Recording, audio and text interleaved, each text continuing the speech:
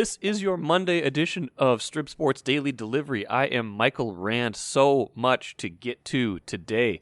Hold Steady frontman Craig Finn will join me in just a few minutes to talk sports, to talk new music, to talk writing, to talk Randy Moss mooning the crowd at Lambeau Field. Yes, all of those things are in play in just a few minutes. But first, what did I miss?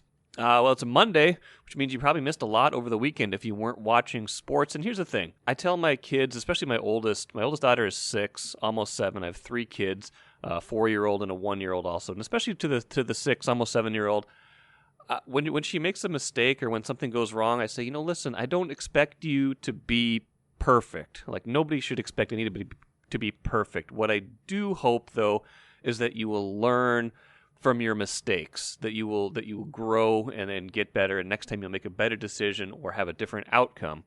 And I think that applies to sports this weekend. So let's use that as a backdrop for a few things that happened this weekend. First, Sunday, Wolves Raptors in Tampa, of course, because why wouldn't they play a Toronto basketball game in Tampa?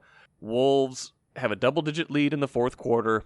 It's going away, as it often does. Looks like they've stabilized things, but then they get to crunch time and things are going haywire. They have a chance to ice the game, but then there's a turnover.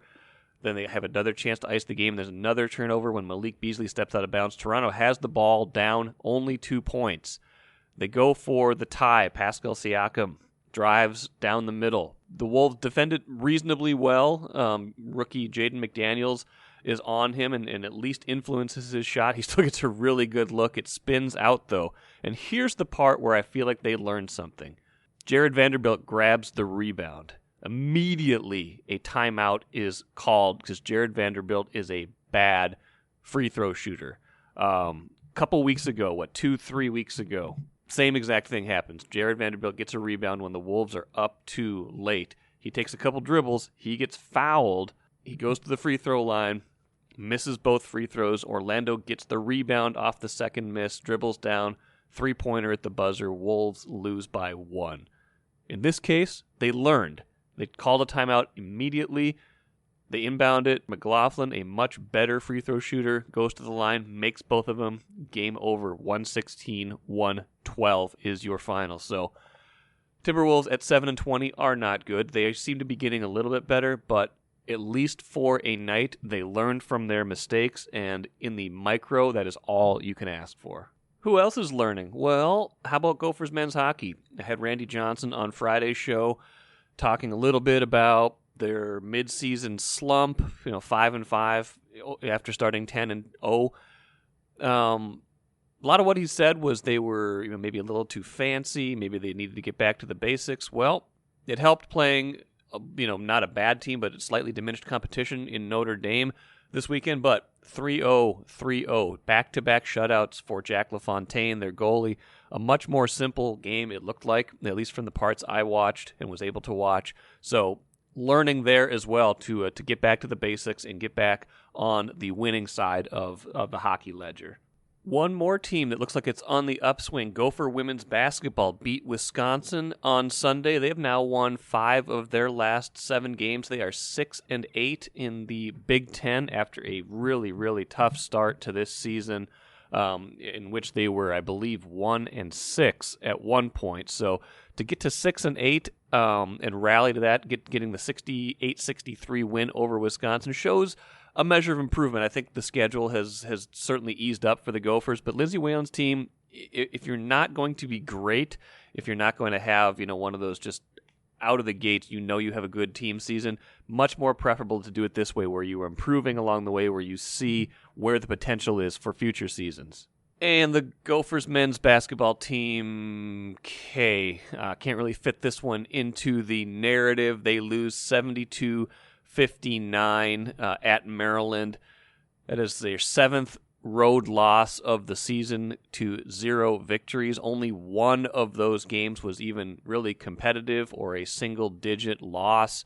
That was at Rutgers not too long ago. So Gophers still have to figure out how to win on the road. I don't know what the numbers are on this. If a team has ever made the NCAA tournament without winning a road game, I'm sure it's possible. that a major conference team or, someone who, made a run in a conference tournament made it to the tournament or the NCAA tournament without winning a road game, but I'd say it's exceedingly rare. They got to figure this out. They've got another chance at it Wednesday at Indiana. We'll see if they can finally change that hole on their resume and get an actual road win, because right now the strongest piece of their road resume is almost won at Rutgers. I'm Nyla Jean Myers, Senior Assistant Sports Editor at the Star Tribune. Thank you for listening to Strip Sports Daily Delivery. This work is made possible by our Star Tribune subscribers. For unlimited access to the articles mentioned in this podcast and our coverage of Minnesota sports from pros to preps, go to startribune.com/subscribe. It's nice to hit the taverns with familiar companions. I kind of like it when she's laughing at me.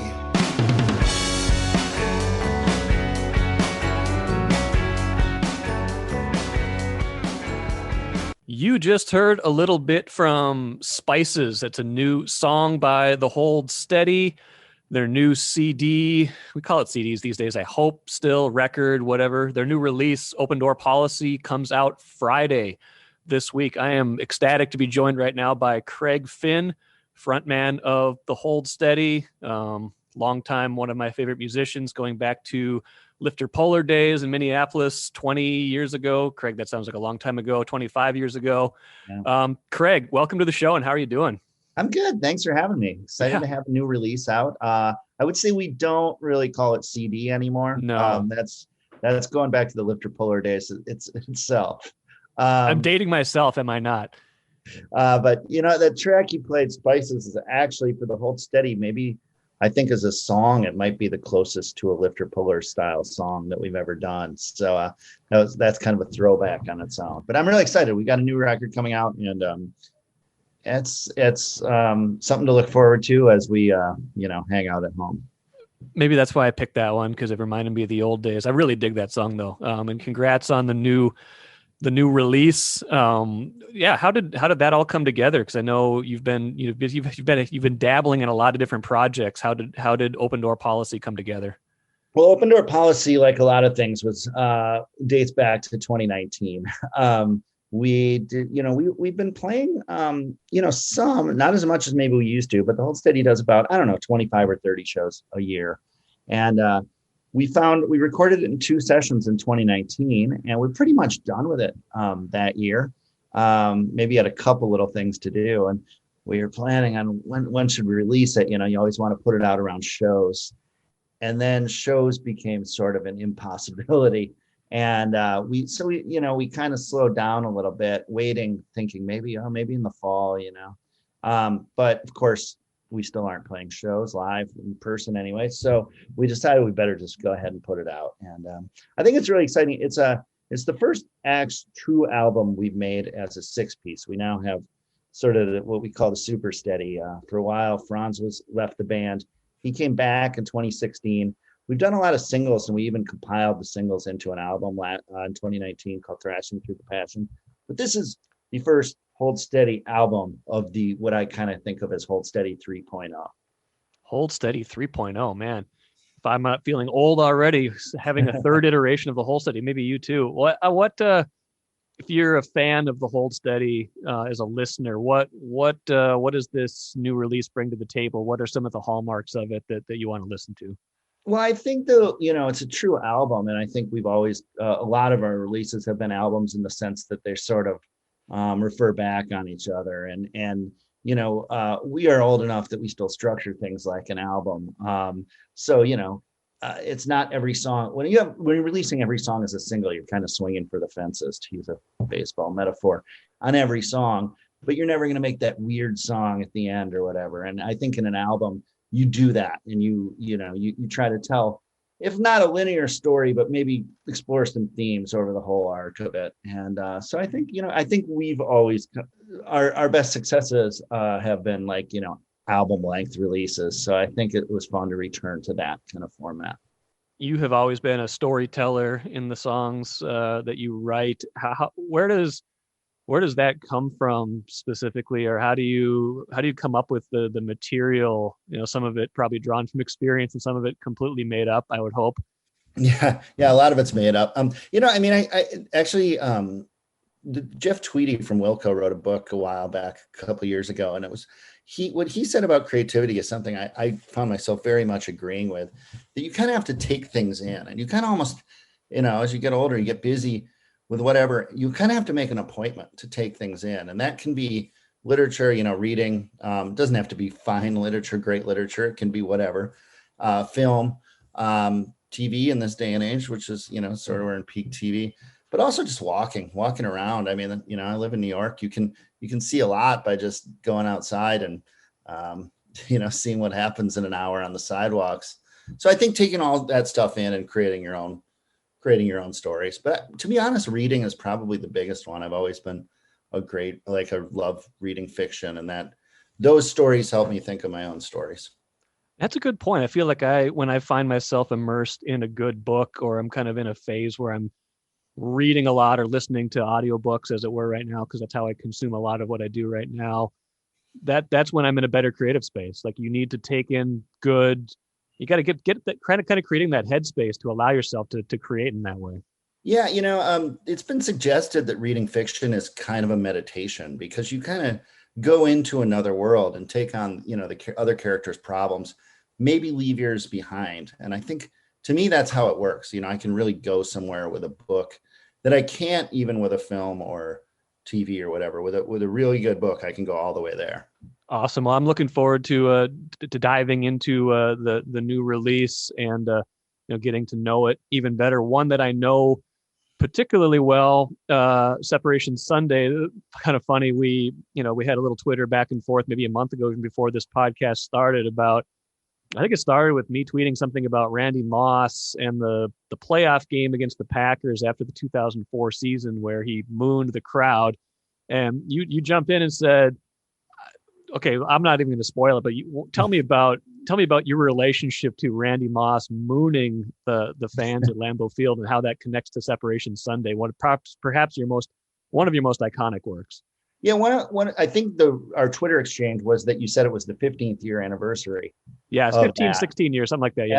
And I said, no, I think it's 16, yes. Because I remember making Separation Sunday, and we were recording it in Lower Manhattan, and there was a bar. I don't think it's there anymore. It's called South's. They had particularly good cheeseburgers, and we were going there on our breaks. And I remember that game against the Packers, going up there, and we have, in the Hold Steady, we have some two Wisconsin guys too. So they aren't particularly huge football fans, but there is cold civility during the the week, and certainly in the playoffs. So we were excited to watch that. And I remember sitting at the bar and watching that and just thinking, oh my God. And then the sort of weird indignation by Joe Buck was, was just over the top. Those were really fun. I love Randy Moss. He might be my favorite Viking ever. He probably is. I mean, those were so fun years. I hope we can get back to that place, place of happiness and heartbreak, let's be honest. But yeah, that's definitely something I'll always remember about making that record, and a memory that's attached to it for me. That's hilarious. Do you remember, were you in the midst of any particular song that you were recording, or was just the whole thing, just the whole memory at that point? I can't remember, but it's funny, I sort of will remember Hold Steady milestones from sports stuff, because I also remember making Heaven Is Whenever, and that was in the fall, and game 163 came in that. Was that? Yeah, that was game 163. That was in 2009. Is that line up? Alexi Casilla, right? Yeah. Yep. And then we were recording in upstate New York, and I actually left to go to the first playoff game against the Yankees. I went back down to the city. Yeah. My friend and lawyer, good friend George Regis, made a bit of an error, bought counterfeit tickets. Oh no! And I will tell you, going in a Yankee Stadium with counterfeit tickets, they scan the UPC. The noise it makes is very much like Family Feud, like, and everyone looks, and the guy's like, "I'm sorry, where'd you get these tickets?" So, but here's the secret: is that Yankee fans they can't be bothered for a game one, Okay. especially against the Twins. Right. They're like, we got we wait till the World Series, right? Yeah, we crossed the street and scalped tickets pretty easy and got in the nice. stadium. So got to get the UPC dialed into the system. That's what you got to do. Right. Yeah, there you go. Fall back there. Okay, so you are a big Minnesota sports fan. You already talked about Randy Moss. You're a Twins fan, kind of through and through. You wrote it was a Twins anthem you wrote a while ago. Was it "Don't Call Us Twinkies"? I can't remember. Yeah. Let's talk a little bit of Minnesota sports while we're here. Your faith in the future. Sorry, another callback there. What if you are thinking about the Minnesota teams that we have right now and kind of their progression? Who do you have the most faith in right now? Who do you like as a potential, champion, or who are you excited about right now? Well, right now, I mean, let's thinking about who's the next Minnesota team to win a championship. Okay, I like that. And excluding the Lynx, because it's going to be them, But aside from the Lynx, which is not to discount them. And I'd say just to the quote unquote big four sports. Let's start with the Timberwolves. Timberwolves, I've actually been watching the Nets a lot this year because I've never been a big NBA guy. The Timberwolves started after I went to college, so I didn't grow up with it, But here, I mean, obviously the thing with the argument with them is that one player can really change basketball team. I mean, you get LeBron, you get Kevin Durant, you get someone, Steph Curry. You're suddenly you're suddenly maybe halfway there, and you can start to put a team. So that's one consideration for the Timberwolves. The Wild is interesting to me because I feel like Minnesota sometimes has to fight to appear a desirable place for certain free agents. And I get that. We lose out to Miami and LA and New York and Atlanta, places that certain people. We're not a big market. We don't have great weather. Like that's it. Right. Exactly. And so, however, we are a great hockey market. I say we, Minnesota, I could see a free agent, a really great free agents very much finding Minnesota, to be likable. I mean, think about all the Canadians, all the Swedes, all the, it's a great landing place. So that's in the plus for the Wild. Vikings, I worry, are totally cursed. But you are not the only one. They feel like they will flirt with it most often, right? I feel like we'll get some more 12-4 seasons out of there, but to me, that one just in my heart feels the furthest away. Just because I don't believe in it. They've hurt me. They've hurt me too many times. Yeah, well, think about it. Like everybody talks about the Super Bowls and how they lost the 4 Super Bowls. Like they haven't even been to the Super Bowl in 44 years. And they've had a lot of heartbreaking playoff games since then. Everyone says they've been 4 times. I moved to Minnesota with my family shortly after the 4th. So since I've been in Minnesota, a Minnesotan, I have not experienced a Super Bowl. And there were years that, obviously the Atlanta, the 2009 Favre year was just a kick in the teeth. And so I don't know. I feel like that one I've let go of. Leads us to the Twins.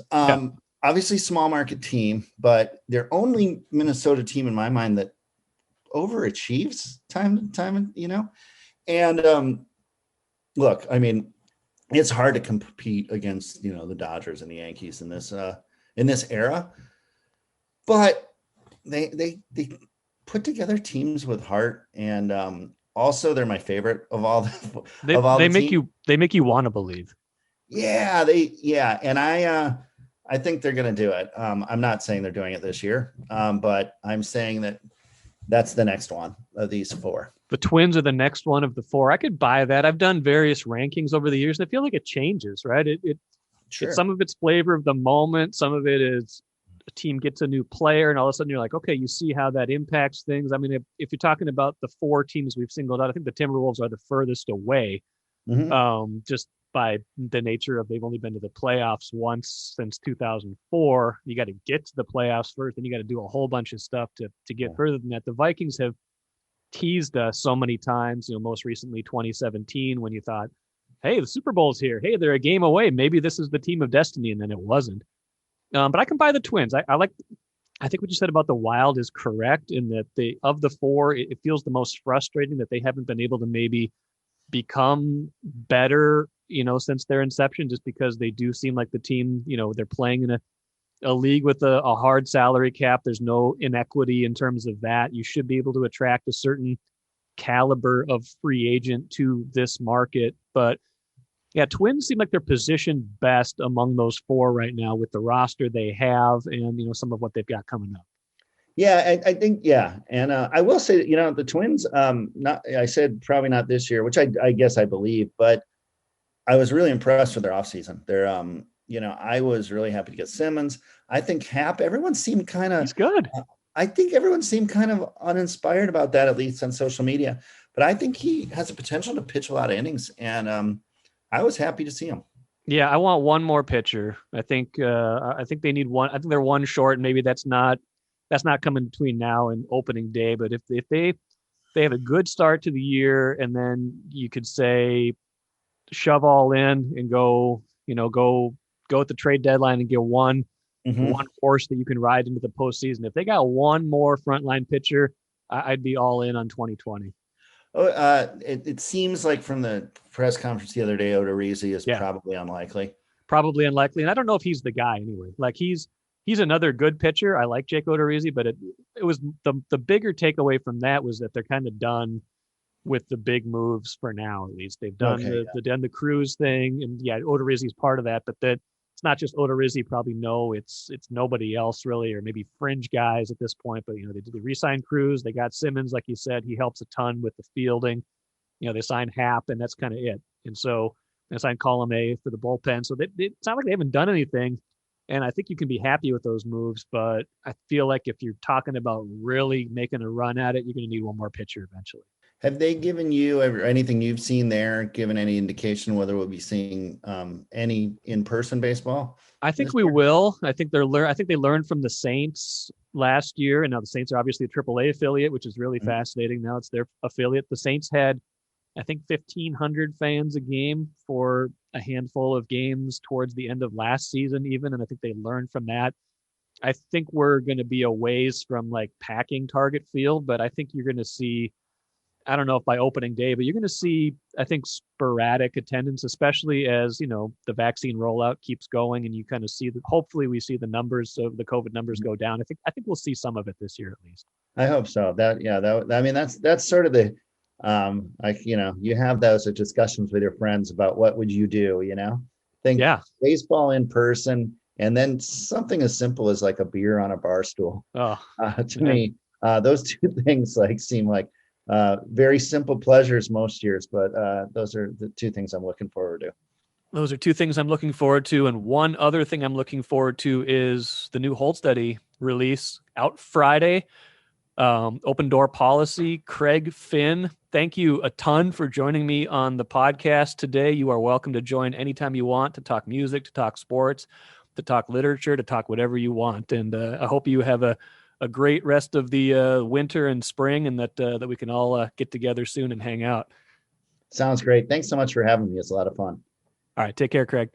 I love that Craig took us down the path of which team is most likely to win a championship most, in the near future in Minnesota sports. I like that he acknowledged that it's almost certainly going to be the Lynx, if we consider the big six pro sports teams in this market. If we narrow it to four, would have been the four traditional, biggest, longest lasting leagues. I like where his head's at. I think he dissected it in an interesting way. And truth be told, I've done that list several times over the years, and it constantly changes. So who knows who it will ultimately be, who will win a championship in our lifetimes. But thoroughly enjoyed that conversation from start to finish with Craig Finn, and I hope you did too. Hit me with a hot one.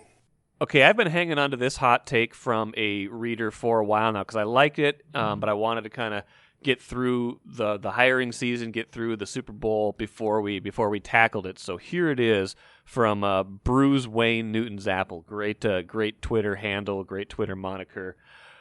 Here's his hot take. NFL teams can't win Super Bowls with defense-minded head coaches because offensive coordinators keep getting poached regularly and consistency is lost. Now I like this because it's gonna allow us to go down a few different kind of interesting venues, interesting paths to come to a conclusion. And I will say I don't think it's impossible. I think there's certainly like glaring exceptions, right? Here's Bill Belichick, a defensive-minded head coach who has won 6 Super Bowls, if I'm not mistaken. One fewer than Tom Brady, but 6 Super Bowls. Pete Carroll, very good coach in Seattle, won a Super Bowl not too long ago, should have won a second one. So there's been defensive coaches, certainly defensive-minded head coaches who have certainly won Super Bowls in recent years. That said, I think there's something to the continuity thing, because I think the way the NFL is going right now, teams often do look for the hot, young, offensive-minded coordinator to fill those head coaching vacancies. Now, it hasn't necessarily meant, tons of Super Bowls in those cases because, the winners of the last couple Super Bowls were offensive-minded coaches, mind you, Bruce Arians and Andy Reid, but those were not hot, young coordinators. Those were older coaches who, have kind of made their living with offense, but weren't in that same vein.